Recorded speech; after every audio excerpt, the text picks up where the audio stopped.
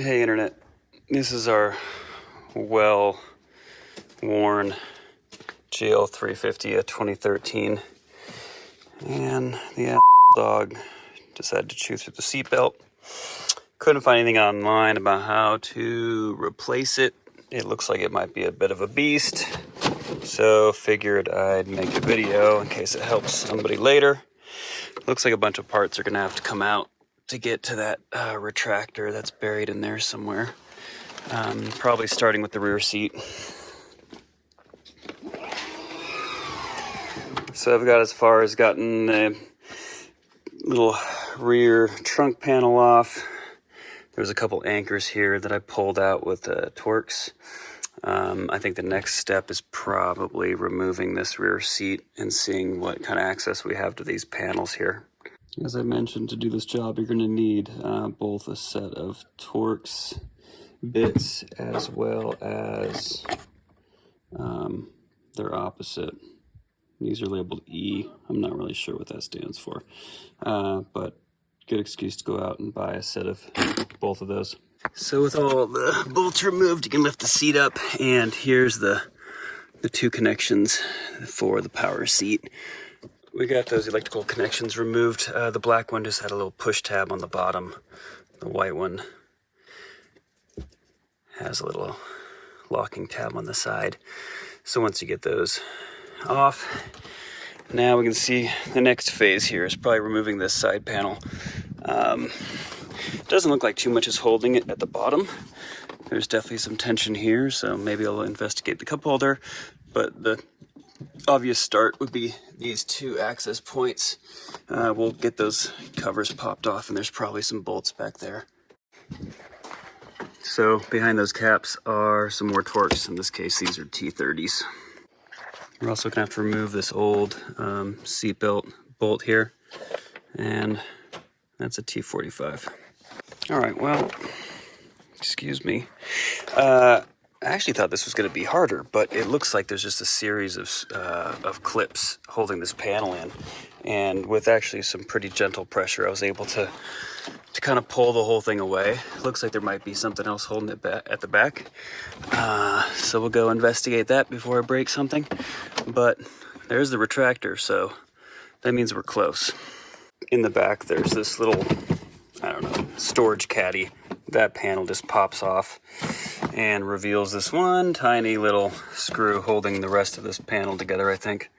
That little one was a T20, and that was holding the remaining part of the panel. So this whole thing now comes apart, and you can see should have pretty good access to everything back there. These rear seat power switches are going to cause some tension here, so I'm going to go ahead and, if you can see that, just two leads there. We'll disconnect those. Here's the here's those leads going to the power seat buttons, and they have this little push pin on top that you can see there. I actually had to use just a little tool to pop them out because I couldn't get my fingers in there. And now with those leads removed, we can pull this panel all the way back, and boy, you can just see all the that Mercedes has going on in here. But this is what we're after. Here's the seatbelt retractor behind this plate, so we'll remove this so we can pull this all out, and then looks like we're probably gonna have to pull this panel off as well and see if we can get it actually threaded through here. And for those following along, these here are T30s, and these big guys here are T40s. All right, we have that bar removed, so we have access to the retractor now. There is a lead going to it that's held in place by this zip tie and this rubber plug, so I'm gonna see if I can pull that out without breaking it. With the retractor removed, you actually have access to the back side of that little rubber plug there. So you could just poke it out with a screwdriver. Comes out pretty easy. Now this plug here is a little different than the other ones, and it looks sort of intimidating at first, but really all you have to do is grab the orange section with your hand, with your fingers, and it will just pop off. All right, next up is is that a C-pillar? This panel cover here, and also, yeah, no visible screws or hardware, but again, it just popped off with a little bit of pressure. It's got these plastic tabs holding it at the bottom and probably the top. So we'll go ahead and get this off.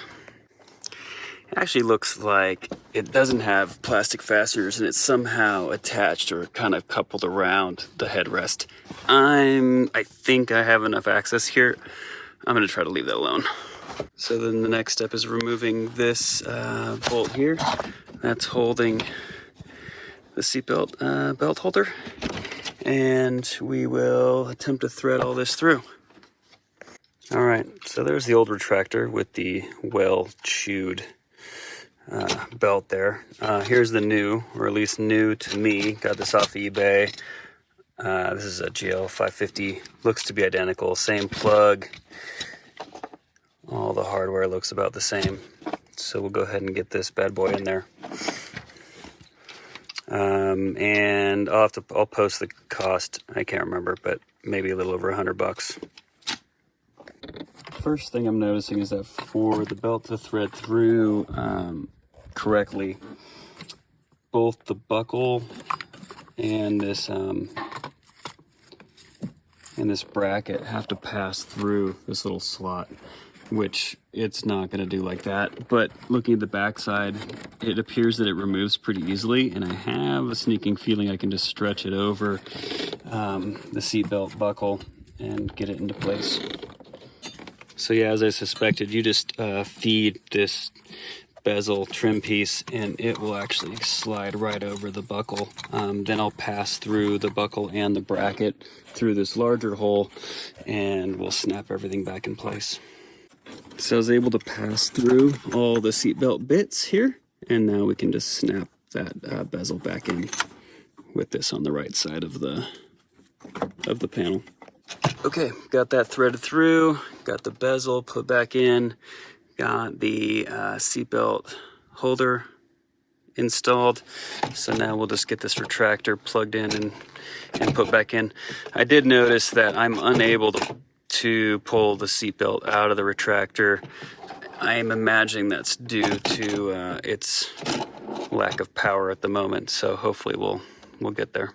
Just a quick note here, when you're putting the retractor back, there's actually these little tabs at the bottom, so you have to kind of slot it in on the bottom first and then tighten the top. Okay, got this plugged in and the retractor is secured, and I notice now I have slack.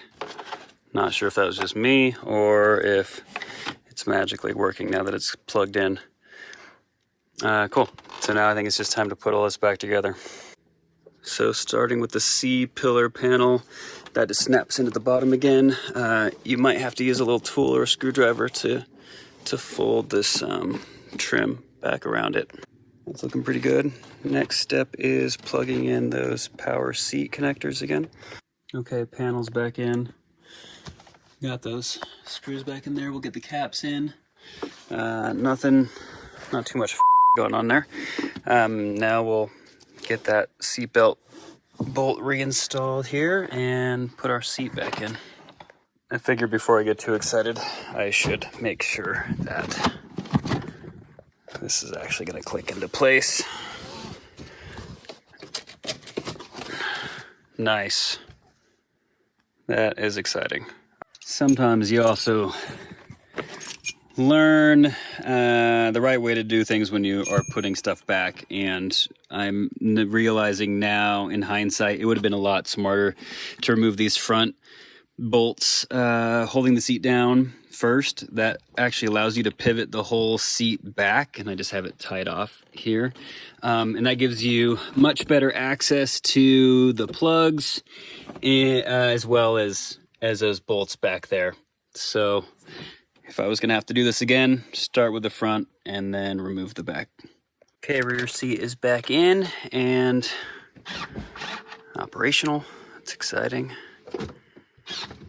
Quick note here, this front fascia, or this panel here, this had come off at some point and I was always struggling to get it back on, and realized you really have to, you gotta undo those two front bolts and lift the seat up to get it on to seat properly. So I guess I'm signing myself up to go over there and fix that side as well. Here on the other side, just showing you, pulled those 2 bolts off again. This flips up super easy, and now this this whole thing can pivot, and that's how you can get underneath there and make sure all of those all of these little guides will catch the frame. So vacuum this all up, and we'll put those bolts back in, and it should be done. While we're here, these have these clever little trays for, I don't even know what you're gonna put in there, like your first aid kit or something, but you can't fit anything. No chains, no jumper cables, nothing useful, while still having this lid down. So I'm like, maybe lose that thing. And now I have heaps of room here above the spare tire. There's my cables, chains, first aid kit. I think this is probably the way to go.